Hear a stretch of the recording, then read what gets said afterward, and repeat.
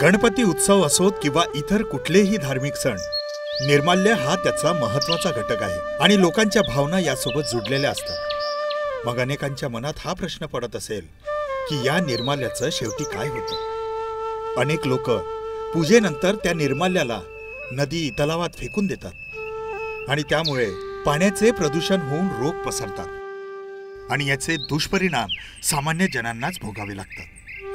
म्हणून विसर्जनादरम्यान निर्माल्य नदी तलावात न फेकता त्याला निर्माल्य कलशामध्येच टाकावे। आपल्या नागपूर शहरात वर्षातून शेकडो टन निर्माल्य निघतं। म्हणूनच महानगरपालिका नागपूर यांनी निर्माल्य रथ तयार केले, जे शहरातील निर्माल्य गोळा करून खत निर्मितीसाठी घेऊन जाते। निर्माल्याचा कचरा हा पूर्णपणे नैसर्गिक असतो आणि त्याचा पुनर्वापर व्हावा याकरिता त्याचे विघटन आणि वर्गीकरण करून गांडूळ खताची निर्मिती केली जाते।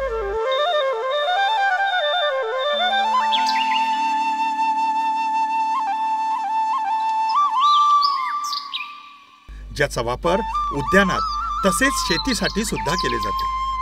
म्हणजे जे वेस्ट आहे त्याची सुद्धा किंमत आहे, क्योंकि वेस्ट की वैल्यू है हमें। नागपूर महानगरपालिका नागपूर तर्फे जनहितार्थ प्रसारित।